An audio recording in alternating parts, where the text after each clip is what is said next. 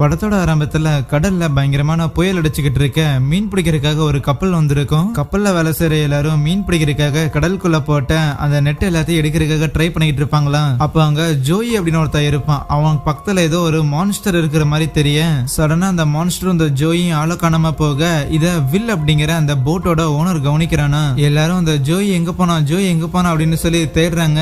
ஆனா எந்த ஒரு பலனும் இல்ல. அப்ப கடலுக்குள்ள ஏதோ ஒரு கிரீச்சர் அவங்க போட்டோட அட்டாச் ஆயிக்க அதுக்கப்புறம் புயல் எல்லாம் முடிஞ்சிட்டு போட் திருப்பி கரைக்கு வருதான். அந்த ஜோயோட ஒய்ஃப் அங்கதான் வெயிட் பண்ணிட்டு இருப்பாங்க. ஒரு மாதிரி விரக்தியிலேயே அந்த வில் போட்ல இருந்து இறங்கி போக அப்ப அந்த போட்டு கூட சம்திங் ஏதோ அட்டாச் ஆயிருந்திருக்கிறது அங்கிருந்து நழுவுது. அடுத்த சீன்ல வில்லோட க்ரூல வேலை பார்க்குற 2 பசங்க வலை எல்லாத்தையும் பின்னிட்டு இருக்கும் போது அதுல அந்த கருப்பா இருக்கிறான்ல அவன் பேரு ட்ரூ. அவன் சொல்லுவான், டே இந்த மாதிரி இந்த ஜோயும் வந்து இறந்து போயிட்டாரு, இதோட எனக்கு தெரிஞ்சு 2 பேர் நம்ம க்ரூல இறந்து போயிருக்காங்கன்னு சொல்ல இதை கேட்ட அந்த டேனி அப்படிங்கிற பையனும் 2 பேரா ஆனா ஒருத்தர் தானேன்னு சொல்லும் போது அதான் போன மாசம் ஒருத்தர் இறந்து போனாருன்னு ட்ரூ சொல்லும் போது, டே போன மாசம் இறந்து போன அந்த ஆளுக்கு 65 வயசு இறந்து போனது எல்லாத்தையும் நம்ம கணக்குல எழுதிக்கிட்டு இருக்காது அப்படின்னு இவனுக்கு 2 பேரும் பேசிட்டு இருக்க. என்னடா கதை பேசிட்டு இருக்கிறீங்க, மசம் இல்லாம சீக்கிரம் வேலையை பாருங்களான்னு நம்ம வில்ல அவங்களை திட்டிட்டு போறாரா. நம்ம வில்ல ஹீரோன்னே வச்சுக்கலாம். பிளஸ் நம்ம ஹீரோக்கு பார்த்தா ஒரு பொண்ணு ஒருத்தர் இருப்பான். ஆனா இந்த பொண்ணுக்கும் இந்த டேனிக்கும் வந்து சீக்கிரட்டா ஒரு ரிலேஷன்ஷிப் இருக்குது. எப்பதான் உங்க அப்பா கிட்ட சொல்ல போறேன், நம்ம எப்ப நல்லா ஃப்ரீயா லவ் பண்ண போறோம் அப்படின்னு டேனி புலம்பிட்டு இருப்பானா. அப்போதுவே இந்த ஜோயிங்கிற நபர் இறந்து போயிருந்திருப்பார்ல, சோ அவருக்கான இந்த இறுதி மரியாதை நடந்துகிட்டு இருக்க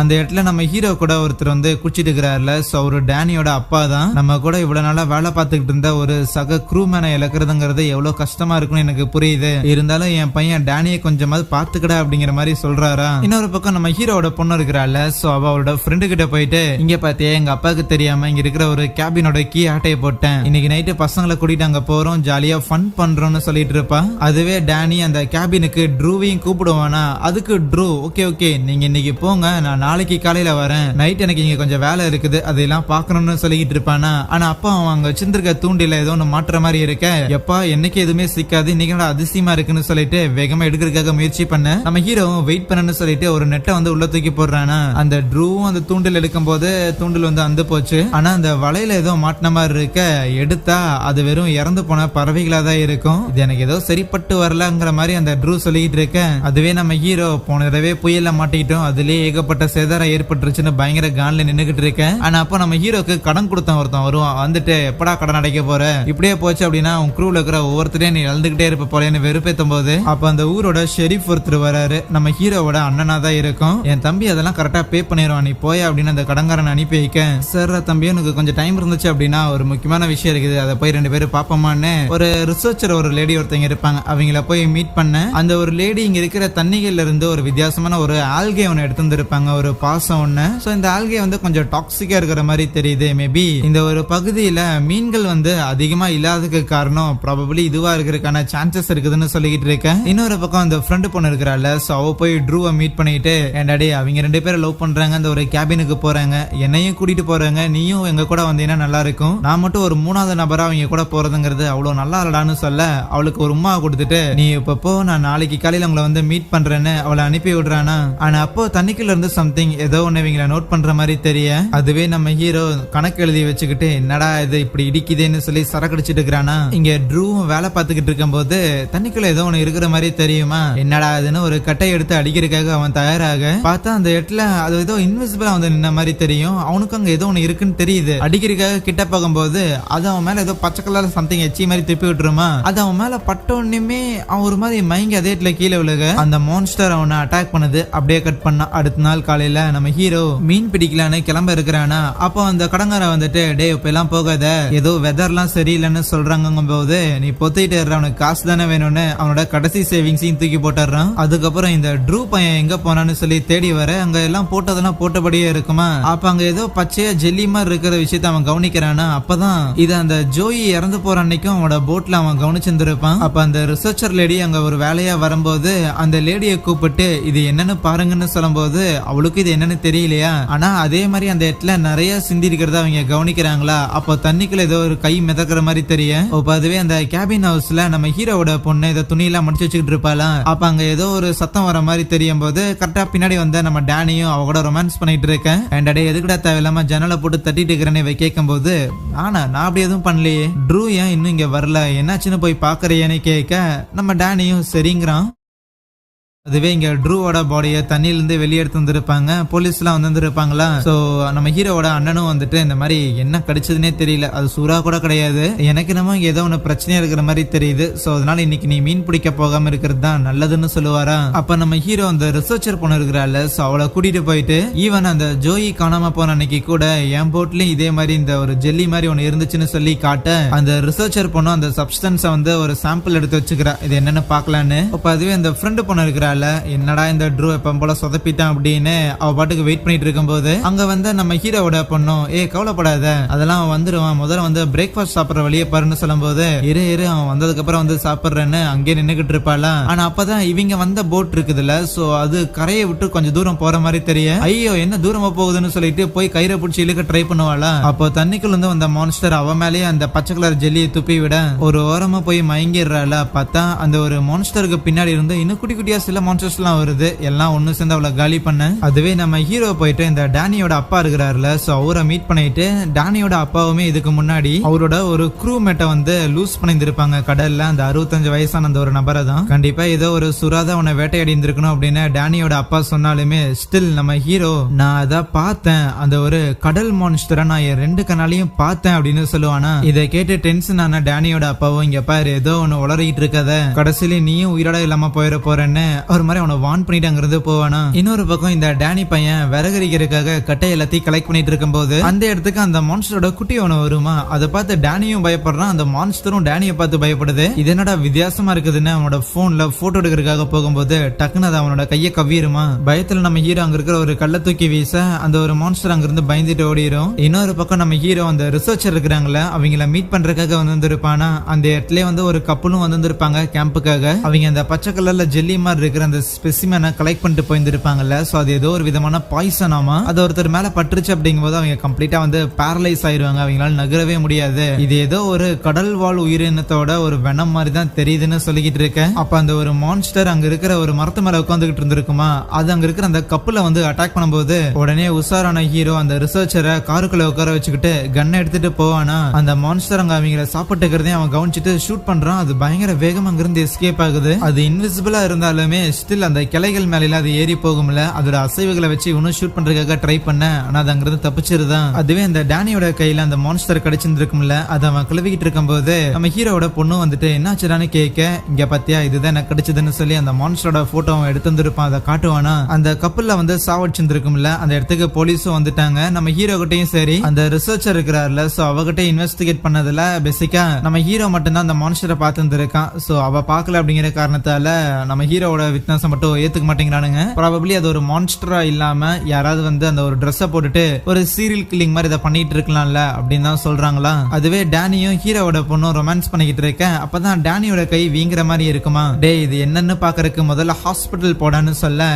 இப்பதான் நம்ம தனியாவே வந்திருக்கோம், அதுக்குள்ள இந்த ஒரு ட்ரிப்பை நான் ஸ்பாயில் பண்ண வேணாம்னு இருக்கிறேன்னு சொல்ல, நீ செத்தா பரவாயில்லையா, அட்லீஸ்ட் போட்ல ஃபர்ஸ்ட் எய்ட் கிட்டாவது இருக்கும், அதையாவது எடுத்து யூஸ் பண்ணுவோன்னு போக. இன்னொரு பக்கம் அந்த மீன் பிடிக்கிற அந்த போட் ஓனர்ஸ்ல இருக்கிறாங்களா அவங்க எல்லாரையும் கூப்பிட்டு வச்சுக்கிட்டு நம்ம ஹீரோவோட அண்ணன் கொஞ்ச நாள் கொஞ்சம் பொறுமையா இருங்க, நிறைய விஷயங்கள் போயிட்டு இருக்குது, சோ அதனால பெட்டர் நம்ம கடல்ல போகாம இருக்கிறதா நல்லது. அது மட்டும் இல்லாம சில அன்னோன் ரிப்போர்ட்ஸ் எல்லாம் சொன்னாங்க, ஏதோ கடல்ல மான்ஸ்டர்ஸ் மாதிரியான சில விஷயங்கள்லாம் இருக்காமா, இதுக்கோ பார்த்து கொஞ்சம் சேஃபா இருப்போம் அப்படின்னு தன் தம்பியோட நம்ம ஹீரோவோட நேம வந்து மென்ஷன் பண்ணாம இந்த விஷயத்தெல்லாம் சொல்றாரா. ஆனா இதை கேட்ட உடனே அந்த நம்ம ஹீரோக்கு கடன் கொடுத்தவன் இருக்கிறான்ல, சோ அவன் ஒரு மாதிரி நக்கல் பண்ண உடனே நம்ம ஹீரோவும் இப்ப என்னடா அவனுக்கு சந்தேகமா இருக்கு, ஆமாண்டா நான் தாண்டா அந்த மான்ஸ்டர் 2 தடவை பார்த்துருக்கேன், 2 கனால பார்த்துருக்கேன், அப்படி ஒரு சி மான்ஸ்டர் இருக்கு அப்படிங்கறதுக்கு நான் தாண்டா ப்ரூஃப்னு சொல்லும் போது அதுக்கு அந்த கடன் கொடுத்தவனும் ஆஹா ரைட் என்ன பிராண்ட்ரா சரக்குடிச்சு அப்படின்னு நக்கல் பண்ணிட்டு இருக்கேன். அப்ப நம்ம டேனியோட அப்பா இருக்கிறாருல, சோ அவரும் வந்துட்டு ஆமா நம்ம ஹீரோ சொல்றது வந்து உண்மைதான், ஆக்சுவலி என்னோட ஒரு மாலுமி கூட வந்து இறந்து போனா, என்னோட க்ரூமேட் கூட ஒருத்தன் இறந்து போனா, அப்பவும் வந்து இதே மாதிரியான ஒரு மான்ஸ்டரை பார்த்ததுதான் என்னோட க்ரூமேட் என்கிட்ட சொன்னான், அப்படி சொல்லிக்கிட்டு இருக்கும் போதே திடீர்னு அவனும் காணாம போயிட்டான், சோ அதனால ப்ராபபிலி நம்ம ஹீரோ சொல்றது உண்மையா இருக்கும் அப்படின்னு சொல்லிக்கிட்டு இருக்கவே கரெக்டா அந்த இடத்துக்கு ஒரு லேடி வந்துட்டு இந்த மாதிரி என்னோட தங்கச்சி ஒருத்தி இப்பதான் போன் பண்ணா, ஏதோ இன்விசிபிளா இருக்கிற மான்ஸ்டர் மாதிரி ஒன்னு மரத்துல எல்லாம் தாவிக்கிட்டு இருக்குதாமான்னு சொல்லும் போது இந்த எந்த ஒரு மான்ஸ்டர் தியரியுமே வந்து நம்ம ஹீரோவோட அண்ணனான அந்த ஷெரீஃப் வந்து நம்பல, இருந்தாலும் என்னன்னு செக் பண்ணலாம் அப்படின்னு இருக்கிறானா. இங்க டேனியும் ஹீரோவோட பொண்ணும் அந்த ஃபர்ஸ்ட் எய்ட் கிட் எடுக்கிறதுக்கு வந்திருப்பாங்கல்ல, பார்த்தா அங்க போட்டையும் காணும், அதே நேரத்துல அந்த ஃப்ரெண்டு பொண்ணையும் காணும், ஒருவேளை அந்த ட்ரூ பையனை கூட்டு வரதுக்காக போட் எடுத்து போயிட்டாலும் அப்படின்னு யோசிக்க. அதுவே ஹீரோவும் டேனியோட அப்பாவும் அந்த ரிசர்ச்சர் லேடி இருக்கிறாங்களே அவங்கள வந்து மீட் பண்ணும்போது அவங்க பார்த்தா ஒரு போட்டை ரெடி பண்ணிட்டு இந்த மாதிரி ஏதோ ஒரு மான்ஸ்டர் அப்படின்னு தான் நீங்க பேசிட்டு இருக்கிறீங்க. கண்டிப்பா அது ஒரு மான்ஸ்டர் இருந்துச்சு அப்படின்னா இந்த இடத்துல ஆள் நடமாட்டமே இல்லாத ஏதோ ஒரு பகுதியில தான் அது ஸ்டே பண்ணியிருக்கணும். அதை போய் இன்வெஸ்டிகேட் பண்ணலாம் தான் இருக்கிறங்க போது நம்ம ஹீரோவும் டேனியோட அப்பாவும் சரி நாங்களும் வரன்ட்டு கிளம்புறாங்களா. அதே நேரத்துல அந்த ஃப்ரெண்டு பொண்ணோட பாடிய அங்க இருக்கிற அந்த குட்டி குட்டி மான்ஸ்டர் வந்து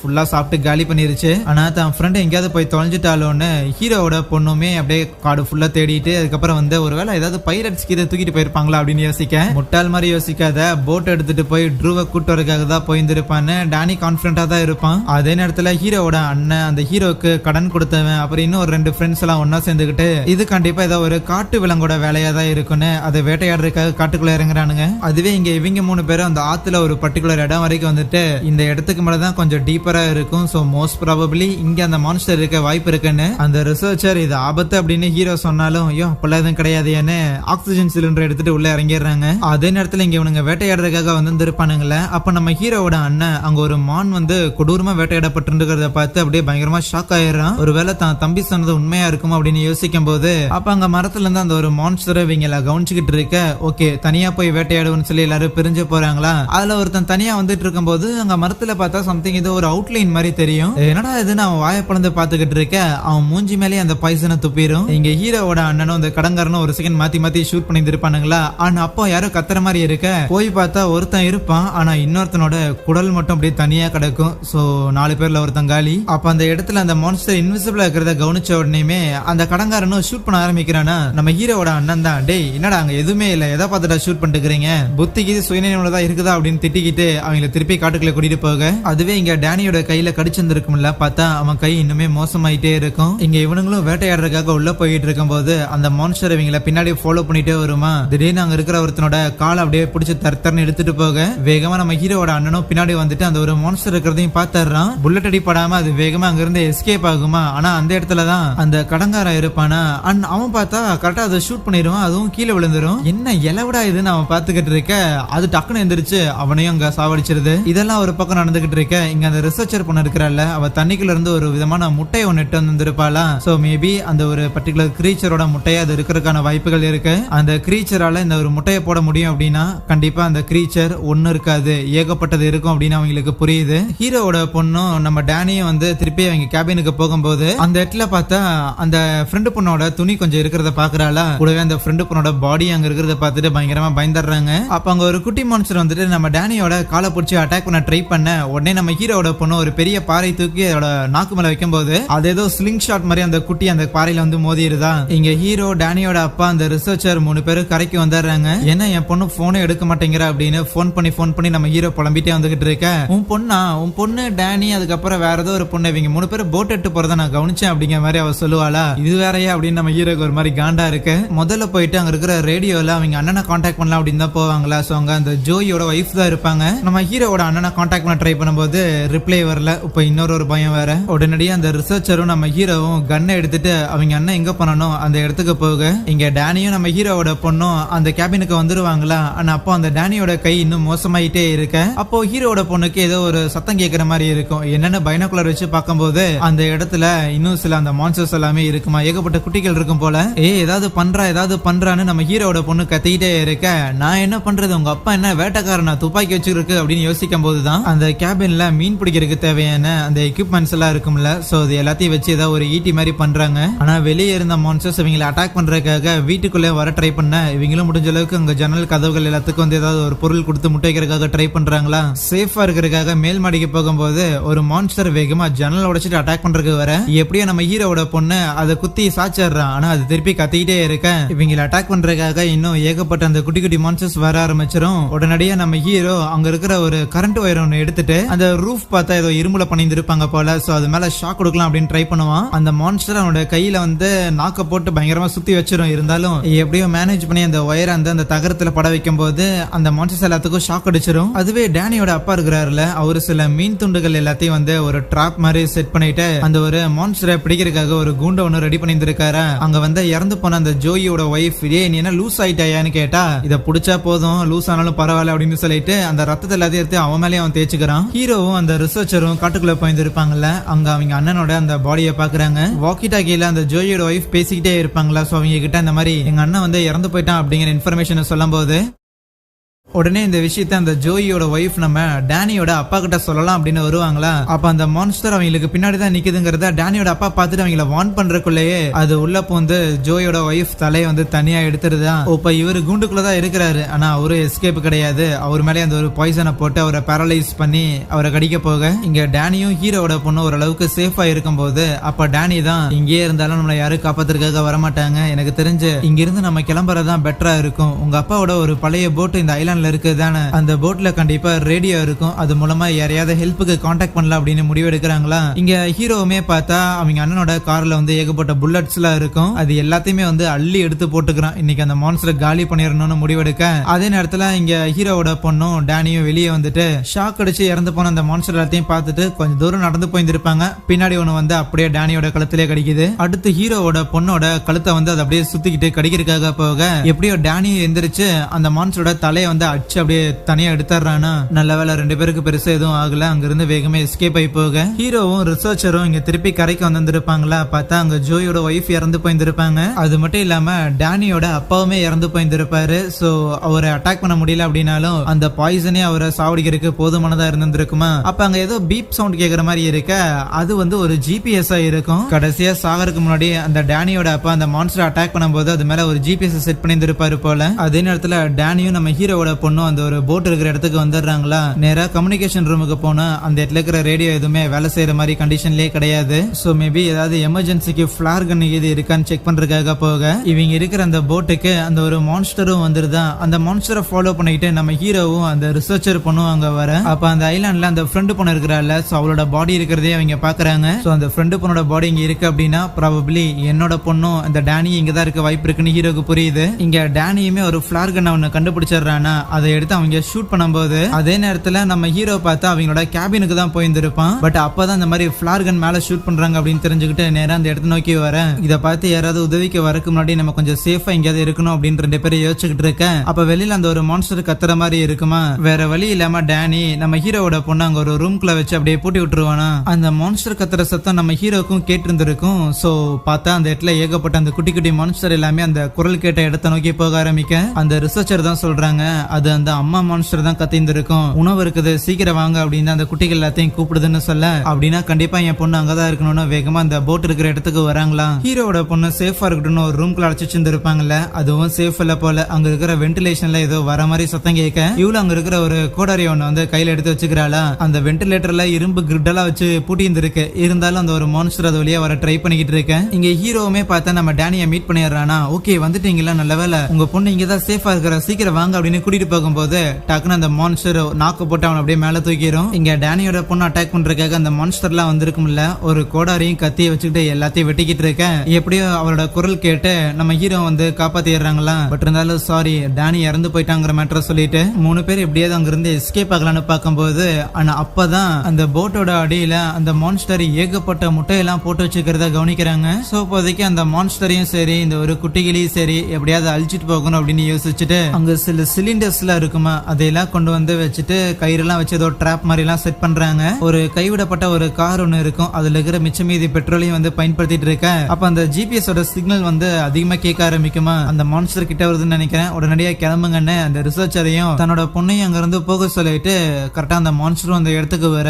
ஒரு சிகரெட் ஒன்னு அப்படியே பத்த வச்சு அந்த ஒரு கேஸ அப்படியே அவன் நெருப்பா பயன்படுத்துறானா. அந்த சிலிண்டர்ஸ் அங்க இருக்கிற ஒரு கல்லு மேல வந்து அவன் கட்டி விட்டு இருந்திருப்பான். சோ அந்த கல்லு நகர்ந்துச்சு அப்படின்னா அந்த சிலிண்டர் கீழே விழுகும், அது வெடிக்கும் அப்படிங்கிறது அவன் பிளான். இத பண்ணி வச்சுட்டு எஸ்கேப் ஆகலாம் அப்படின்னு பார்த்தா அந்த மான்ஸ்டர் அவனோட கால்ல வந்து புடிச்சிட்டு அவனை விடாதான் உடனே அந்த சிகரெட்டை எடுத்ததான் அதோட நாக்குல வந்து சூடு வச்சுக்கிட்டு இருக்க கரெக்டா அந்த இடத்துல ஒரு பெரிய பிளாஸ்ட் ஒன்று ஏற்படும். தன்னோட அப்பா இறந்துட்டாருன்னு அந்த இடத்துல பயங்கரமா நம்ம ஹீரோவோட பொண்ணு அழுது கதறிக்கிட்டு இருக்க கரெக்டா பின்னாடி வந்த ஹீரோவும் ஓ அப்பா மேல அவ்வளவு பாசம் இருக்கு அப்படின்னு சொல்லி நக்கல் பண்ணிட்டு இருப்பாரு. சோ ஏற்கனவே தண்ணியில குச்சிட்டாரு போல. இப்ப அப்படியே சில நாட்கள் கழித்து நம்ம ஹீரோ திருப்பியும் மீன் பிடிக்கிறதுக்காக கிளம்ப இந்த தடவை நம்ம ஹீரோவோட க்ரூல அந்த ஒரு ரிசர்ச்சர் பொண்ணும் நம்ம ஹீரோவோட பொண்ணும் இருக்க அங்கே இந்த ஒரு படத்தை முடிக்கிறாங்க. எனிவேஸ் கண்டிப்பா இந்த படம் இன்ட்ரெஸ்டிங்கா இருந்திருக்கும்னு நினைக்கிறேன். இதே மாதிரியான படங்களை தொடர்ந்து பாக்குறதுக்காக மறக்காம நம்ம சேனலை சப்ஸ்கிரைப் பண்ணி வச்சுக்கோங்க.